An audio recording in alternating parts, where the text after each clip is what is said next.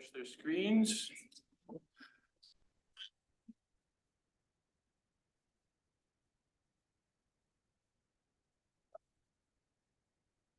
Yes.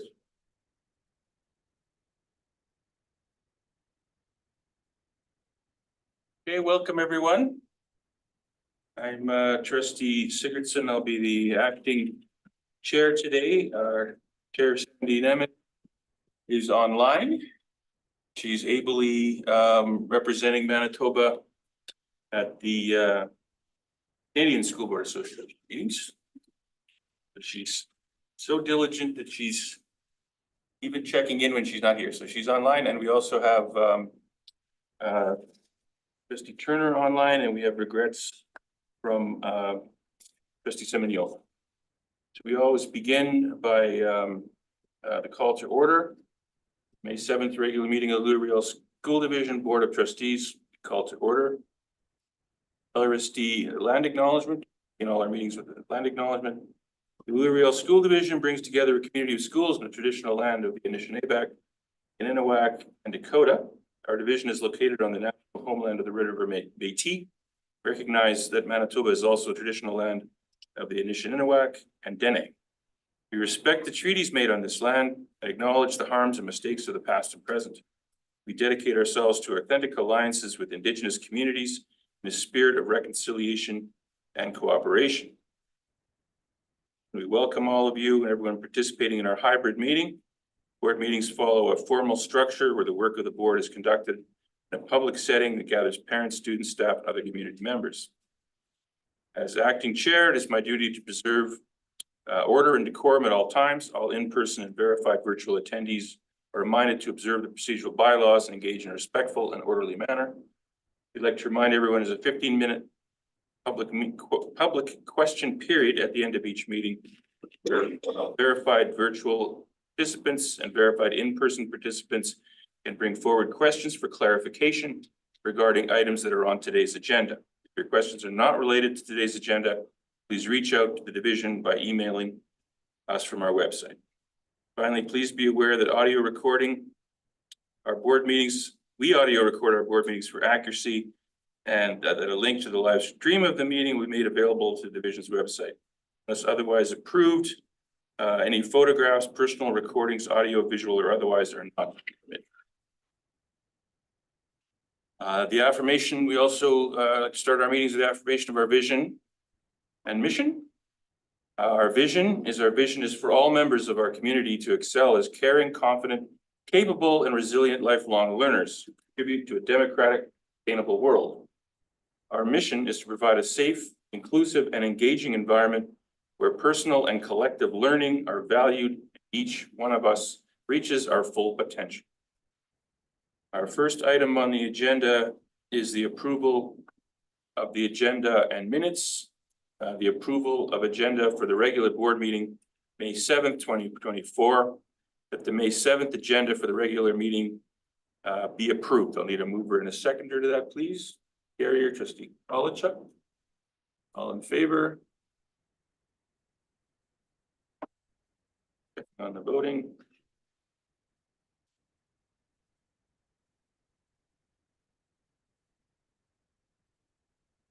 Approved. Then we move to the approval of the regular minutes of the regular board meeting from April 16th. There will be no edits or changes that have been requested, so those will be accepted as distributed. Next, we move to LRSD news and news from the Board of Trustees. This meeting will be provided by Trustee Kolichuk.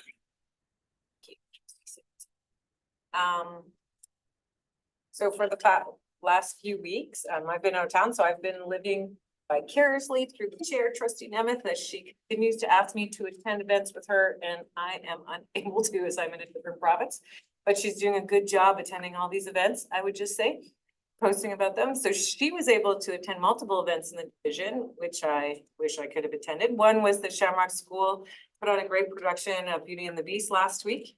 I want to congratulate Thor Weidenbacher, the musical director, and the team at Shamrock School for empowering a group of students to put on an amazing performance in front of 1,600 people over 2 days.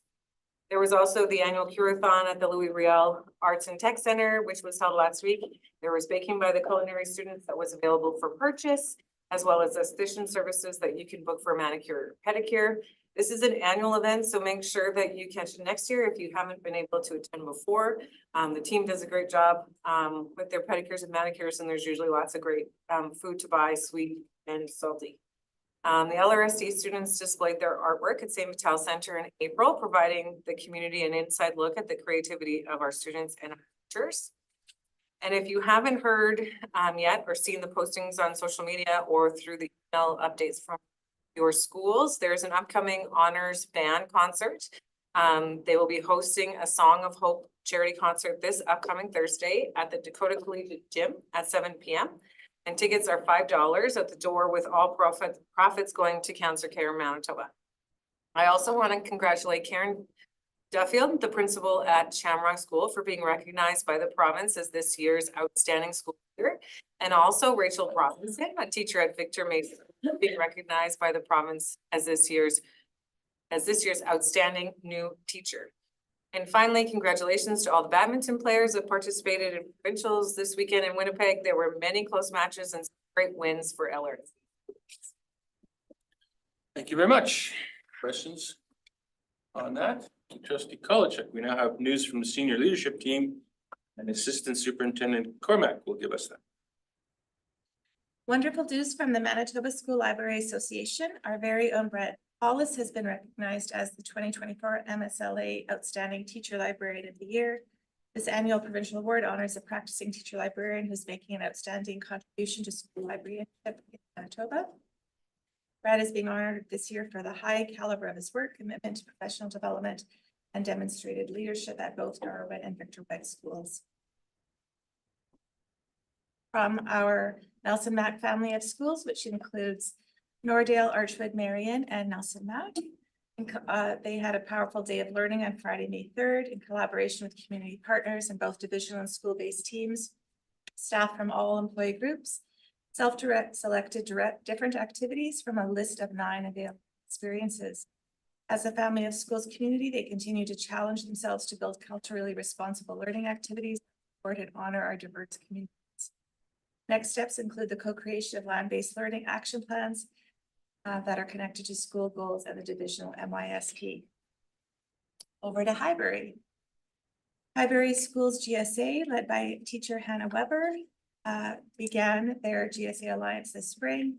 Staff came together to ensure there was a safe space for all people in the building who want to celebrate, support, or learn more about what it means to be part of the 2S LGBTQIA+ community. Because student choice and voice are important, this group is intended to be student-led, and the staff is excited to see what kind of activities that the students will choose. Many important discussions about a variety of issues, having a lot of fun as a group, and celebrating Pride Month have been some of the hot topics. In grade 7-8, teacher Shannon Morin has had a Bison Science Fair, and there was a gold medal for all grade 7 participants, Lake Winnipeg Research Consortium Water Award, and a Canada-wide Science Fair Award. And so the student who won the award will be heading to Ottawa the week of May 27th, and we wish her all the best of luck at the national level. Moving on to Archwood. Archwood in the grade 1-2s have been learning about the artist Vincent van Gogh. They learned about one of his most famous pieces called Starry Night and used it as an inspiration to make their own artwork. Also taking place was a family cooking with the Carbouche sisters. And so on March 7th, Karen Lambert did some family cooking with Mariah and her sister Amal. For lunch, the Carbouche sisters made a Samoan dish, which was enjoyed by the whole group. Thank you. Thank you very much for providing that. Now we move on to staffing. We have positions available for divisional principals, hiring 2 individuals. We have recommendations from our senior leadership team, and I believe our superintendent Michalik will lead us through that.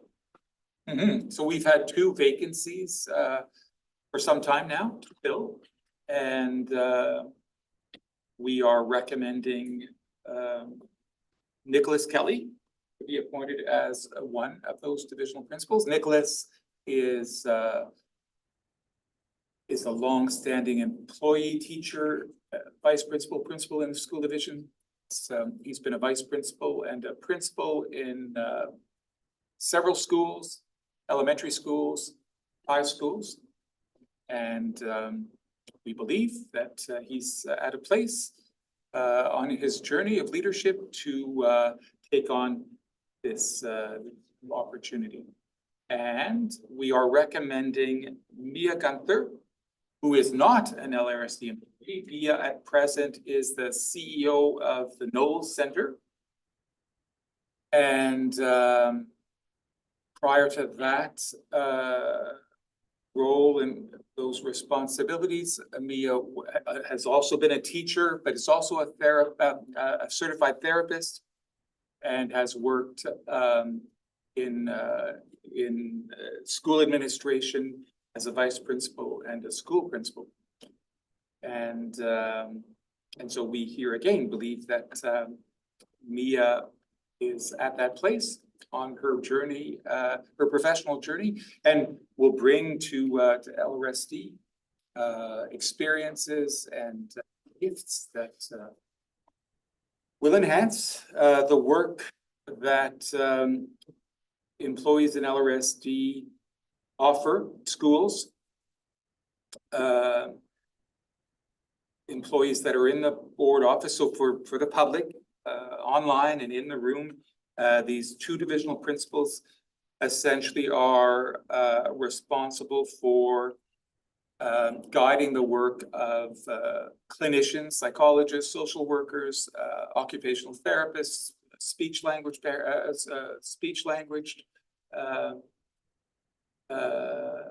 therapists, youth care workers, a team of professionals that aren't teachers, and a small team of teachers that work in collaboration with those clinicians to support schools. Yes, very good. It's very, speaks very well for our division that we have such highly qualified applicants for these positions, both internally and externally. So we have a motion that the it should be all one motion. Nicholas Kelly be appointed as divisional principal effective as soon as can be arranged, and that Mila Gunther be appointed as divisional principal effective as soon as can be a date can be arranged. I need a mover and a seconder, please, for these. Belichick, Palmquist, all in favor? Tracking the vote. I'm not getting a voting screen, so I'm just gonna vote by show of hand if that's okay. Very good. You're just not used to voting, Sandy. Yeah. I'll get the vote. And I don't see it.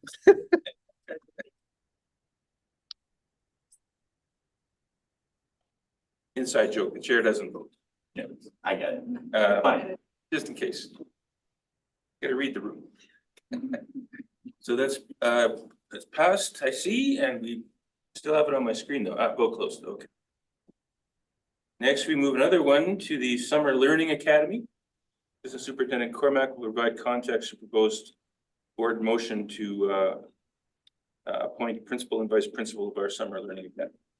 We will once again be offering a robust summer program right from early years through high school. This year, we're taking a slightly different approach where we have had separate international student programming summer learning offered, as well as middle years camps and repeater and non-repeater courses for high school students. This year, we are working to combine those offerings to see a more integrated approach in what we offer across all of those groups. And so we have, and so the motion before you reflects that. We have two principals and one vice principal that will oversee that program. So the motion is that the board appoint Justin Bell and Deanne Padopinski as principals of the Summer Learning Academy. Board appoint Cyril Indome as vice principal of the Summer Learning Academy effective July 2nd, 2024. Mover and a seconder to that. Belichick. Seconder, trustee Nordheim. Questions, comments? Yes. Historically, and maybe I'm missing something, was there always two principals or? Last year, we had a principal of the International Student Program, a principal of the Summer Learning Academy, and a vice principal. And this year, we're combining the whole group. Oh, okay. All in Thank one you. basket now. So we'll call the vote. All those in favor? Hands up on the screen.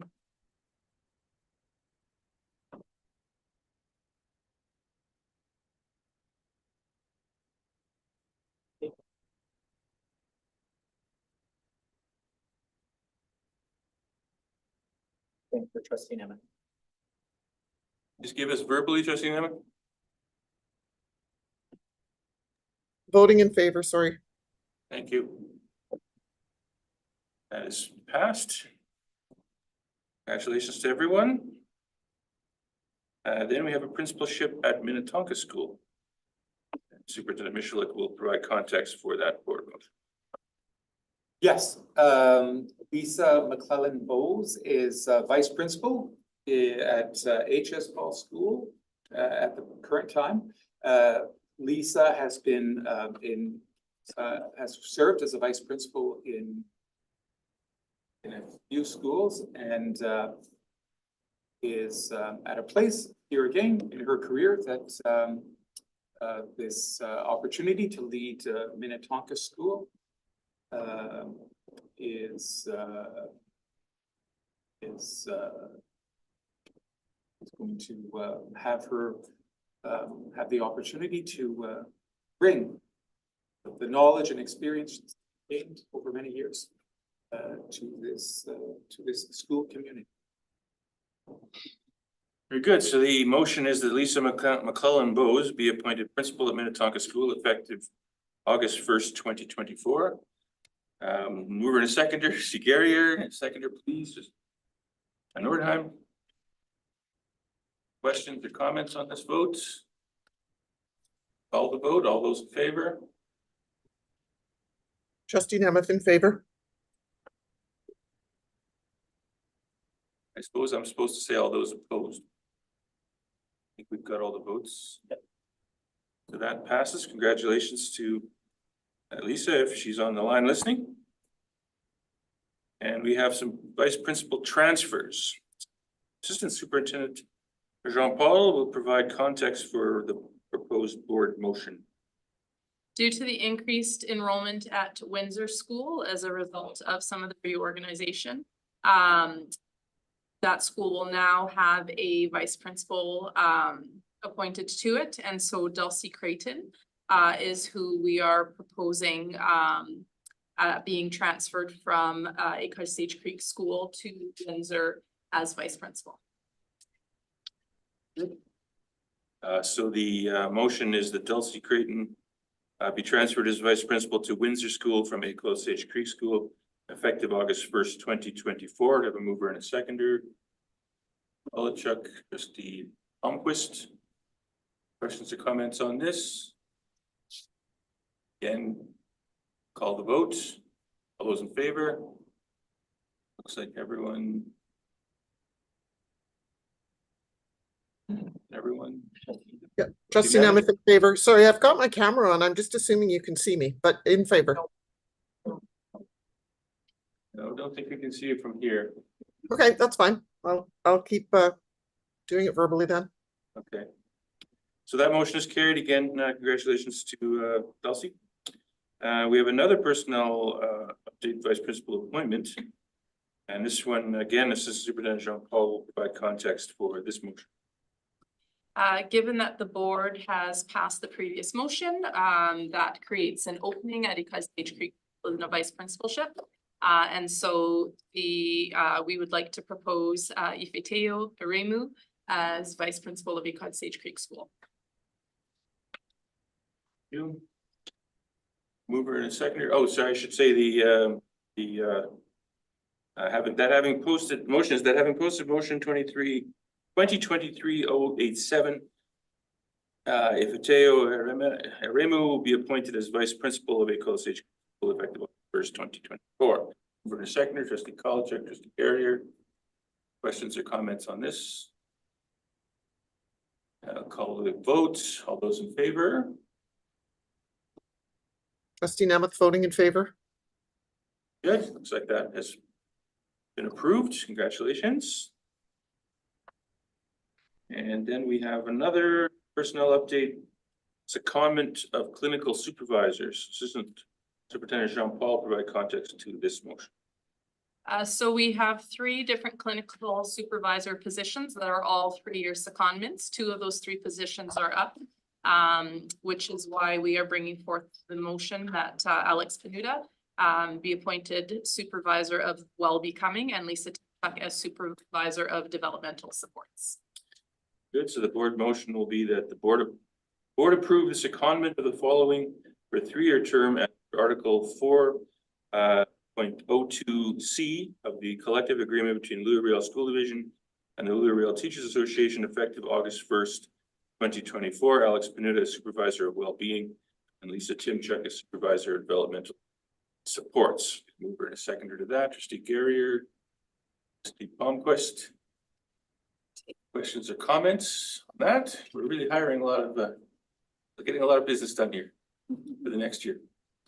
Hearing none, Actually, on that, yes, by all following means. on that question, is this the time of year? It is a larger number of personnel changes than a normal meeting. Is this a common thing at the end of this year? Yeah, it's Thank you. putting everything in place for the. Yeah. That I'm gonna say, we'll call the question. All those in favor? Trustee Now we Nemeth can see you. in favor. Now we can see you, Trustee Nemeth. Oh, There's now your you hand. can see me? Okay. Yeah, good. Looks like that motion has been passed. Congratulations to them. Next, we have chair information to the board. This is in regards to a Parent Advisory Committee, or PACS, appreciation and networking evening that was held on April 23rd, 2024. It was held at our ATC, and it was a wonderful event. We had can't recall the number of PAC members. It's in the 30s, I believe. Yeah, fix that. And we had a lot of our senior team members, and we had a lot of trustees there. And we focused on networking, first of all, and a lot of these folks work very diligently in their own schools, and it's a great opportunity for them to get together and meet their counterparts in all the other schools and chat and compare notes. So that was certainly very effective. We also had sessions rotating around in discussing our 5-year plan, and again going through a lot of the points on the plan. And I think it was very informative, and people seem to appreciate it. And we would like to express thanks to the ATC and their tremendous welcome to us, and the wonderful food. The ATC pastry department really outdid themselves with some excellent pastries for us to enjoy for the evening. And all in all, it was a great success, and we hope to do that again next year. So thanks everyone who was involved in that. Then we move on to senior leadership team information to the board. The first matter is workplace safety and health third quarter report. Assistant Superintendent Jean-Paul will provide us with some information on that. So some updates on the work of the Committee 1 and Committee 2 for our divisional workplace safety and health committees. At our last Committee 1 meeting, we had some rich discussion around first aid kits, and always working to ensure that we are meeting the requirements for that. And so there will be a plan being rolled out in the new school year, just ensuring that we're in compliance. More information on that if you're interested. All of our schools have ample first aid kits, but just ensuring that we have one that has all of the items that are mandated for legislation. That's not being disrupted, and so just in supporting schools with that process. In terms of air quality testing, this is something that over recent years has been a popular request from staff, and so facilities now has the equipment to do our own testing. It's quite costly to get that done externally, and so now we'll be able to manage much of that testing on our own, which will help us decipher whether we need to take further steps on items. In terms of site inspections, training has occurred for all site reps and all custodians so far this school year. And so just ensuring that people are up to date on what the requirements for that are. Additionally, our divisional workplace safety and health officer has visited all of our school reps and supported with site inspections at least once, in most cases twice, in addition to other visits at all of our sites and schools. We have some upcoming training taking place for both Committee 1 and Committee 2 members. We will be participating in the Care for All training. And so this is again looking at fulfilling our multi-year strategic plan and our comprehensive workplace safety and health plan. And so this professional learning will help us focus more energy on learning about wellness in the workplace, particularly in the areas of psychosocial wellness. And then finally, we had committed to additional professional development for educational assistants, and a second of 2 days took place this last Friday at the Legacy Center. Good. Questions or comments on this? Yes, Commissioner Nordhoff. Do these workplace inspections include the gymnasium? Yeah, full building. Okay. Is there anything specific in terms of that equipment? So yes, in addition, so we do the facilities inspection, but in addition to that, we do equipment inspections at another time of year. So those are, the equipment is checked within those 4 walkthroughs, and then we do a more focused where we have an external who comes and evaluates all of our phys ed equipment. Thank you. I do have a question as well on the air quality test. Is that air quality for determine things like contaminants and particulate particles in the air, that sort of thing? Yeah, and then depending on what levels, like we can take samples and provide the samples to a lab to be analyzed. That's something that we've also done through MSBA. But then if we wanted more extensive testing, then those would be things that we would hire someone out. So it gives us general sense of, are there contaminants, presence of mold, those kind of things. And Yes. with the information that we obtain from that, we can decipher whether we need to do further, more intensive testing, or again, hire out experts in the field to come and verify for us. Very good, thank you. So that having been said, we can move on then to staffing for 24-25 school year. And again, Assistant Superintendent Jean Paul will give us an update regarding staffing for the next school year. So this current staffing season, I've mentioned before that we implemented a new staffing program, and so wanting to automate some of the process and develop some efficiencies. One of the big question marks was around our full day K. So I'm happy to announce that all of our full day K positions are filled. We have one new leave that arose that was unanticipated, but otherwise all of those positions were filled over a week ago now. We currently have 144 postings up. This is 49 more postings than we had last year at the time. We had 63 teachers who submitted career planning forms, indicated that they were looking for some type of change. 21 of the requested of those forms were for positions that are not currently available. And so as a result, we weren't able to accommodate them. 11 of those 63 teachers were individuals indicating that they were looking for promotional opportunities. And so those would be positions that they would obtain through an application process. And 30 of the 63 teachers were transferred to date. Additionally, we received a number of requests under Article 605 and 606 of the collective agreement with LRTA. And so that's leaves of absence or temporary reduction. And in every case that met the needs or met the requirements under the collective agreement, the division was able to grant those leave requests. And so that's just a brief update on where we're at with staffing right now for the 24-25 school year. Questions and comments on this report? No, thank you for that. We'll move on then to University Accessible School Nutrition Plan Program update. I believe we have a slide deck to take a look at.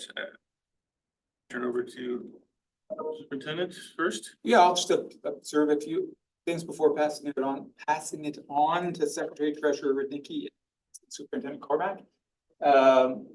We submitted on May 1st our plan for how we will allocate the $1.5 billion that we've received in new funding to support our journey towards a universally accessible school nutrition program in LRSD and in Manitoba. What trustees see in the slide deck are some updates about that, and an additional 2 million right now that we can apply to have funding support the feeding of children, providing nutrition to children and young people we mentioned earlier in the meeting that are part of our learning academies during the summer. I'll pass it on to Assistant Superintendent Cormack. As our superintendent indicated, we received $1.5 million, $35,000. $480,000 of that was for 4 schools that have been identified having the greatest need. And so those schools receive a little bit of extra money, $120,000. And then our plan speaks to how we'll distribute the monies across the rest of the schools. The information submitted on May 1st reflects the information that schools submitted earlier in the spring to the province, indicating what type of programs they currently had. The province has provided us with some key guiding principles, leveraging existing partnerships, being barrier-free and stigma-free, meeting the needs of individual schools and communities, recognizing that some schools need more than others, providing food that follows Canada's nutritional guidelines, considering and accommodating food allergies and cultural dietary needs to ensure accessibility, exploring local food options and developing partnerships with nearby suppliers. And then a respect for public health guidelines, including requirements for food. And so we have allocated the monies received with the bulk, with 75% of the funding going right to food and beverages, a small amount going to equipment purchases, and then about 16% going to staffing costs. And so right now we're in the process of completing RFPs for food suppliers, looking at a model that we've seen to be successful where we do centralized ordering, but site delivery to ensure that we don't have huge storage problems, but also leveraging our community kitchen and the programming that exists there to provide the 4 schools that have been identified with the greatest need, with the greatest amount of food coming out of that kitchen. And so plans are still developing, and I'll be happy to bring updates as we move closer to September when we roll this out.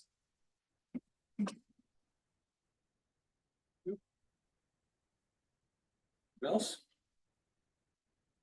I can add from the 2 million application that just added the additional 2 million that was added for summer programming. Our Aspire programming will be applying for funding for that. And then we'll be happy to support any of our partners that provide summer programming, something like Peaceful Village, thank you. Or some of the other programs we run as a lease space in the summer. If they would like to apply for funding, we're happy to support their application as well. Good. That, any questions, comments?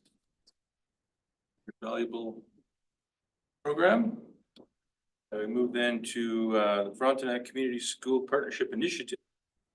Business Superintendent Anderson for an update regarding Frontenac School being provided with $80,000 grant. Very good, thank you, Acting Chair.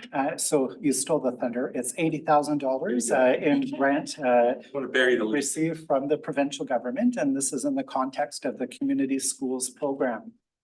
There are 2 other schools in our division, Victor Major and Lavallee, that also receive funding of this nature. And this is really the way that the government shows their commitment to enhancing student mental health, educational engagement, academic success, and overall well-being. The Community Schools Program, the funding of $80,000, a good portion of that will be put toward staffing costs for designated community connector or support worker. We already have someone acting in that role at Frontenac, so that will allow us to use funds to support programming in other So we're very excited to receive this. I have spoken with Principal Archer at the school. She has no shortage of very creative ideas that she and her staff and community have been brainstorming to enhance learning at their school. Good, thank you. Questions or comments? It's accepted, good news. And next we move on to the final version of our MYSP, our multi-year strategic plan. And Michelik will share the plan to launch the final version and a copy of the poster. Yes, and so what we mean by a final version is a final version of this publication. That is going to be with us for 4 years, well, 3.5 years now. But it'll take us likely just as long to get a final version of the next multi-year strategic plans published materials.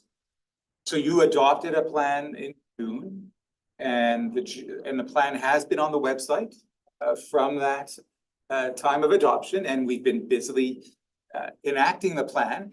But because these publications, like the one we're showing on the screen, this brochure that we can lead through as I talk, and the poster that we'll put up afterwards, as I've said, are going to be with us for a while.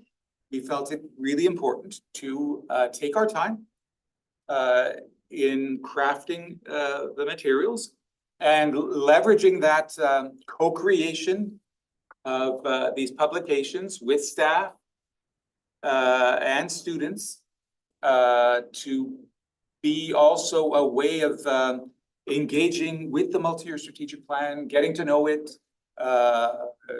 developing a relationship to the plan as a staff person, as a student, as a parent, by critiquing the words and critiquing the ways we're visually representing these dreams, these aspirations we have that we're manifesting to each other as a community. And so what has occurred is a refinement in the words. The essence of the plan is the plan you adopted in June, but through a broad collective engagement, we've been refining the words and refining the way we want to express those words visually. And so there's also a poster that will be printed if we want to move to the poster and find its way in the classrooms, if we want to share that poster with folks online and in the room. And the reason I want to show the poster is that one of the recurring thoughts in the feedback we've been collecting in all of these engagements through the last several months is a worry that some of the words may not be accessible to some. That like any human endeavor, we do have our jargon, we have our way of talking about teaching and learning, and so that's fair, right? This idea we've got to make all of this accessible and engaging to as wide a community as possible. So here again, I think how you achieve that is by designing different materials and ways of engaging and approaching the multi-year strategic plan. So here the poster really attempts to share the plan in as few words as possible in a very succinct way. And so I'm excited. I'm excited that we're ready to go to publishing, and these will also be available in digital format on the website. We'll let folks know again that we have a multi-year strategic plan, although we already did. And the website is also going to be a place where we're going to see lots of ongoing developments as it relates to the plan. Sure. And so on the website, what trustees will see, what the community will see in the weeks and months ahead, and for the duration of the 4-year plan, is a place where we share more details about the reason for a given strategic action and its connection to provincial plan for public education in Manitoba, to international studies that have inspired the work, to the last 4 years and all we did last year to take the pulse of where we were as a community, but also what we'll be showing on the website. Yeah, if you click on MYSP,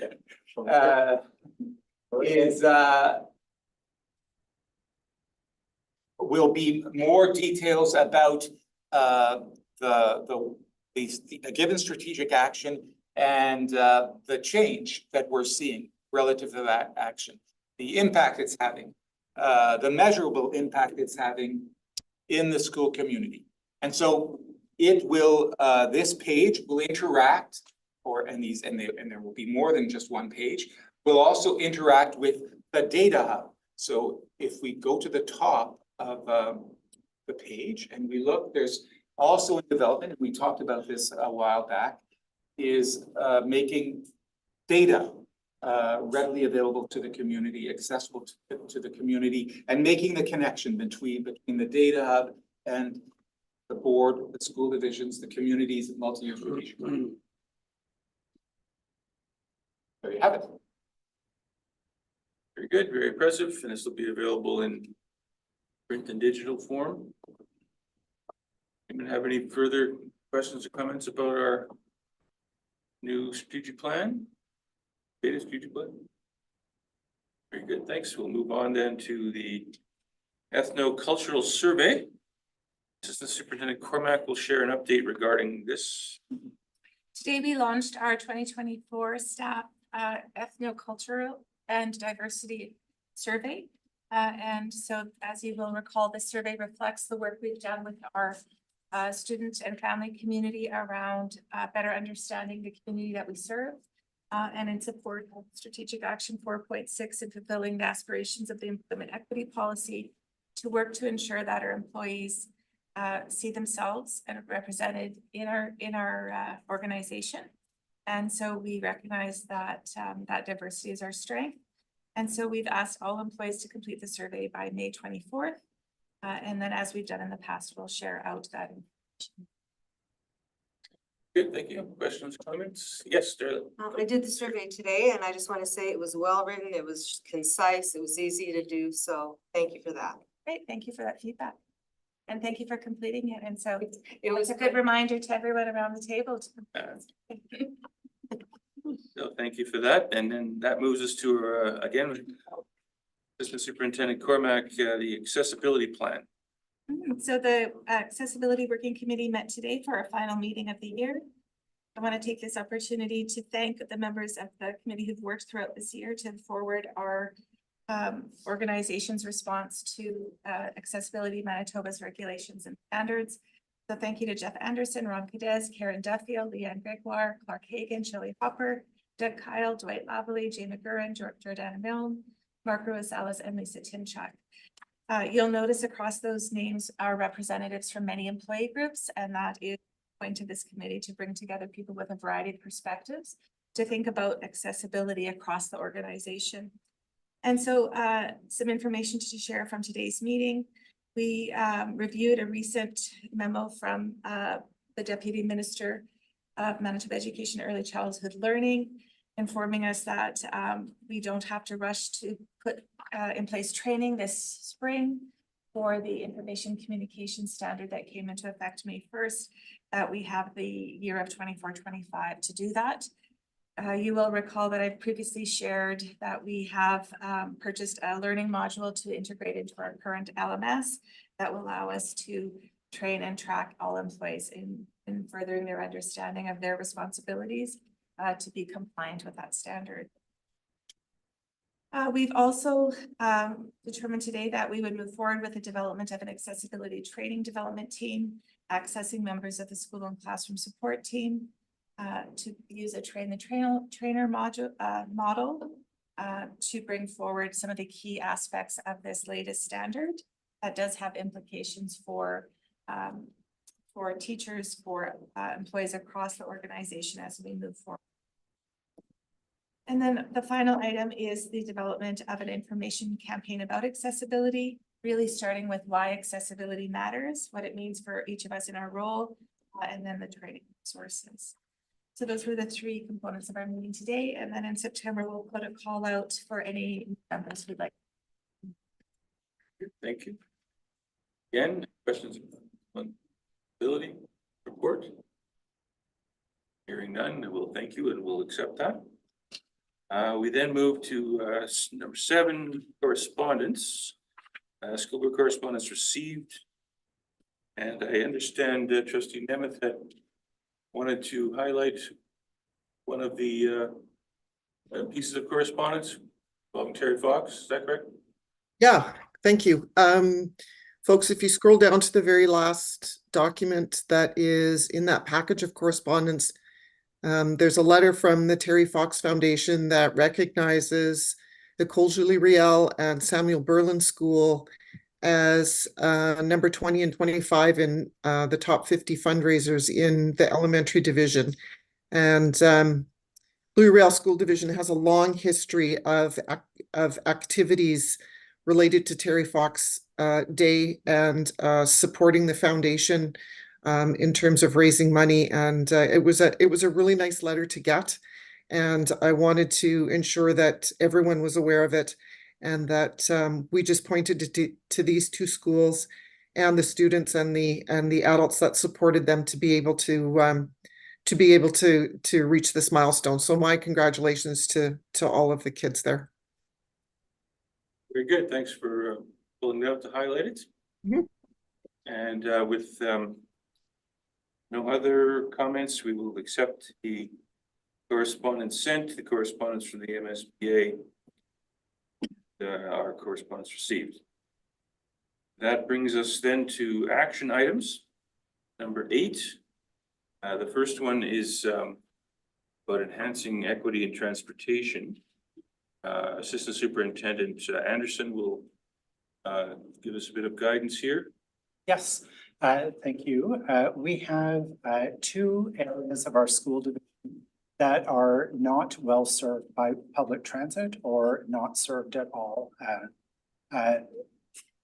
The 2 areas that we're focusing on in this evening's meeting are Sage Creek and Bonavista.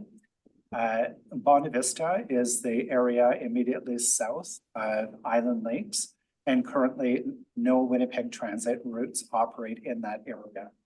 A number of families have reached out to the division expressing the challenges that they find getting their high school age students to and from Collège Béliveau and J.H. Bruns, because the nearest public bus stop can be more than a kilometer's walk away from their home. So that is the one neighborhood. The other is Sage Creek. Sage Creek does have bus service, but it's limited to a single route, which is quite helpful in joining the community to Windsor Park Collegiate and Collège Béliveau, which are the 2 schools that have served 9 to 12 English program and French immersion students in Sage Creek. With the board motion that was passed on June 7th of 2022, adjusting catchment areas, beginning this fall, grade 9 students from Sage Creek will be transitioning to J.H. Bruns. And the challenge with this is that there is not currently a direct route between Sage Creek and J.H. Bruns for students to take. So to address both of these gaps in public transit and in line with the multi-year strategic plan goal of enhancing transportation equity, we are proposing that fee for service school bus transportation be offered to grade 9 to 12 students in Bonavista attending either College Belleville or J. Friends Collegiate, and grade 9 students residing in Sage Creek attending George Bruns Collegiate. The purpose here is to reduce barriers to attendance at school. And the hope is that it will also help to address congestion that occurs around schools at pickup and drop off times by having a school bus option. This is a temporary measure only that we are proposing. Winnipeg Transit is undertaking a major network restructuring. I'm sure that you've seen a lot of the publications and promotion that they have been doing for that as they have been seeking public input over the last several years. This plan is set to enter into service at the end of June 2025. So this service would then be in place for the 25-26 school year and beyond. Part of the proposal includes direct service through Bonavista. So residents would have access very close to their home on one of the arterial streets through the neighborhood to take them to both J.H. Bruns and College Belleville. And there is also proposal for a service to link Sage Creek directly with J.H. Bruns Collegiate. So we are at this time bringing it forward as a temporary measure for the upcoming 24-25 school year. Thank you for that information. Now, we'll notice from the agenda that we actually have two motions, A and B, one dealing with Sage Creek and one dealing with Bonavista separately to vote on, but really, this is really one issue. So I'm proposing that any debate or discussion be on both combined. So we'll first of all read the first motion. Be it resolved that this is motion A. Whereas grade 9 English program students residing in Sage Creek will transition to J.H. Bruns Collegiate beginning in September 2024 as per board motion 2021-138. And whereas there is no direct transit route in Sage Creek, J.H. Bruns Collegiate, whereas Winnipeg Transit is planning a network restructuring in June 2025 that will address this gap in service, be it resolved that Louis-Riel School Division shall provide fee for service school bus transportation between Sage Creek and J.H. Bruns Collegiate for the 2024-2025 school year. So a mover and a seconder for that. Polachuk, Garrier. So I'll again open up for any questions or comments anyone may have on this. Hearing Chair. Here's someone. Yes. Yes, in the motion, I see it should say, be it resolved that Louis-Riel School Division shall provide fee for service school bus transportation for grade 9 students between Sage Creek and J.H. Bruns Collegiate. Okay, so can we amend that then? Friendly amendment for the mover accepts that? Yes, the mover accepts. Very good. And it presumably the same for the second one. We'll get to that.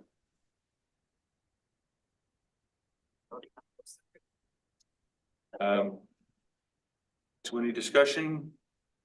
Yes. In light of it being a fee for service, is there any financial impact to the division? And if so, what is it? The fee for service doesn't cover the entire cost of providing service. So the school division will be subsidizing the service. Perhaps Amber, you could speak to that in greater detail than I. Yeah, we'll be subsidizing to an extent, depends on uptake of the service. So we'll have to determine as we start receiving those requests, impact could be less, depend on how many riders will be on this. Is there a min-max? We're currently looking at introducing 2 bus routes to serve these 2 communities, and that would be the total budget required for those 2 routes would be So to $100,000, but it would be subsidized as we're receiving those, paid seat fees for those signed up seats. Thank you. That's for both combined? That's for both Both combined. combined. So we'll call the question on motion A. All those in favor?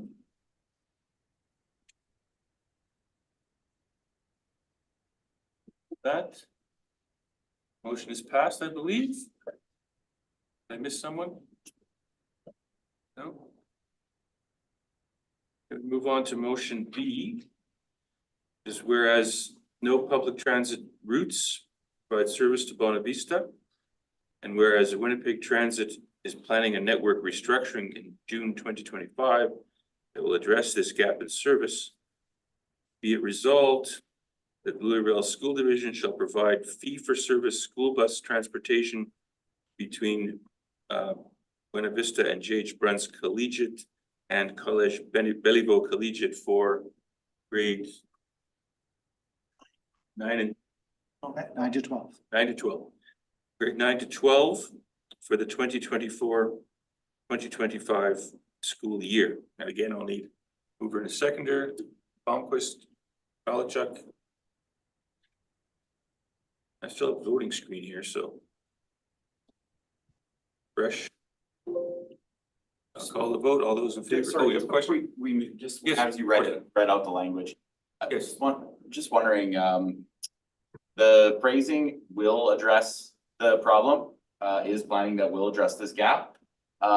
Is it possible that that language could be adjusted to be slightly less committal in the sense of like we don't, it is planning or has anticipated or has committed to, or some language thereof, rather just in light of this being an unknown? Whether that, like, my understanding is that 2025 to 2026 City of Winnipeg budget, it'll be voted on in April, between January and April 2025. And there's really no way to know what will be and will not be in it until that's tabled. But Is we there only approve the motion for 24-25. Pardon me? Our Yeah. motion is only for 24-25. That's all that we agreed to. No, I understand that. This, in the whereas statement makes a pretty clear statement that that this issue will be resolved by next year, which we don't know. Well, the wording is that it's planning a network restructuring bill. So they may plan it. We know they're planning it, whether it works or not, we don't know. So if it doesn't work, we'll have to be. Would be a better choice of word, maybe? Anyways, I won't hang my hat on it. My suggestion, I if hear the you. board doesn't agree, that's fine. I hear you, but I think given the fact that it's a very limited time frame, if you revisit it, we'll certainly be right. Fair enough. So I'll call the question. All those in favor? How are we doing? And it's passed. We're closed. Very good. So that is the working agenda. We now move to the public question period.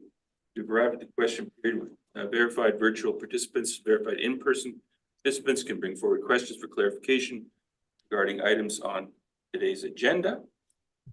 So we have two folks in public.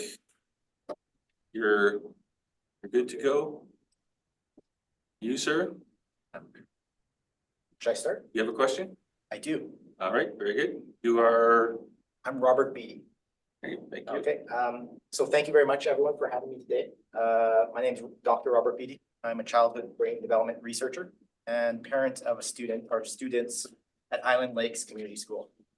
I'm here to address a crucial issue regarding the repurposing of the library. First of all, just, we do have to have, it has to be by our rules. Yeah. Has to be something that is, it's, you have to vocalize what it is Okay, that, sorry about that. on the agenda that you're discussing. I was just introducing myself. Yeah. Sorry. So my question is in reference to agenda item 7.1 and 7.2. You can see that there was correspondence. Respondents. So I'd like to preface my question briefly. And again, so because we don't publish the the body of the correspondence, is this, you're specifically referencing correspondence that you sent? That's correct. Okay, because our rules, you can't reference any other correspondence, but because you sent it, that's acceptable. Okay, thank you. I know it's complicated, but just want to make sure you're, It's my first time, so Okay. I appreciate your you bet. understanding. Sorry to hold you up, go ahead. So I'd like to preface briefly with some background context to my question. So over the past 5 years, this Island Lakes school population has doubled from 391 to an estimated 764 for fall 2024, a growth rate that surpasses most elementary schools in the province. Despite reaching out to the board multiple times about this issue, I've yet to receive a satisfactory response regarding the ongoing restructuring of school spaces. Currently, all 26 existing classroom spaces, including the 2 additional rooms in the converted community room, are in use. However, the demand for the classroom continues to rise, necessitating 5 additional classrooms, 3 due to enrollment pressures and 2 for full-day kindergarten programs, which were approved by the board. So the proposed solution involves converting 2/3, or roughly 2/3 of the library, the last remaining multi-purpose space, into 2 new classrooms. This decision would leave Island Lakes Community School with nearly 4 times less library space per student than the average library or Louis Riel School Division Elementary School. It's important to note that the quality of library programs is the #1 deciding factor in academic achievement after childhood poverty. Shrinking the library would deprive these students of a vital resource and restrict essential school activities and events. Furthermore, there are concerns about the lack of communication and consultation regarding these changes. Parents and staff are anxious about growing class sizes, safety issues due to overcrowding, and potential impact of students' mental well-being. Additionally, the absence of recent permits and for renovations raises questions about compliance and the legality of the occupancy at the school. So in summary, repurposing library space at Island Lakes presents significant concerns encompassing the school's learning environment, capacity management, safety protocols, and absence of robust community consultation. Addressing these multifaceted issues comprehensively is imperative to ensure optimal outcomes for both students and staff. And so, given this context, I'm eager to know what steps are being taken to expedite the delivery of additional portables or explore other options to accommodate growing student populations while preserving critical aspects of the school's infrastructure and culture. Great question. Understand that. Have a meeting set up, is that correct? Well, no, Dr. Beatty did have a meeting on Monday, so he did have a meeting where it was our hope that some answers would have been provided to the questions and it is our hope that when we communicate decision to the community in the coming days, we provide assurances, we provide some answers to the question Dr. Beatty's asking this evening, is asking the board. And so indeed, we have a school that is growing in population, and it's connected to the growth in the southeast quadrant of the school division. It's connected to growth in other schools as well. What we're proposing right now to the community with respect to the library is a temporary solution, not an ideal solution. Modular classrooms also aren't ideal solutions, aren't permanent solutions to the anticipated growth. One of the challenges right now that I've explained it on a couple of occasions, and will continue to share, is that if we connect our dilemmas at Island Lakes Community School to our dilemmas in schools that are in this southeast quadrant of our school division, We don't have a solution where we would change the catchment and have a portion of the population go to another school right now in close vicinity, like was the long history of Island Lake Community School from its inception. And it's because of all of these mounting pressures that will only resolve themselves with a new school that is being built, seeing that new school come to fruition and expediting that building school. And so right now it is just about how do we keep community together? Because to ask community to come apart at this time would have students leaving the school for a school quite a distance away. At the opposite end of the school division.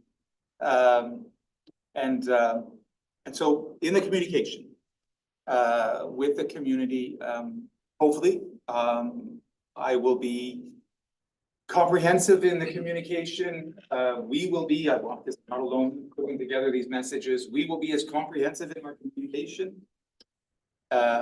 And we will be erudite in that communication while being clear and concise.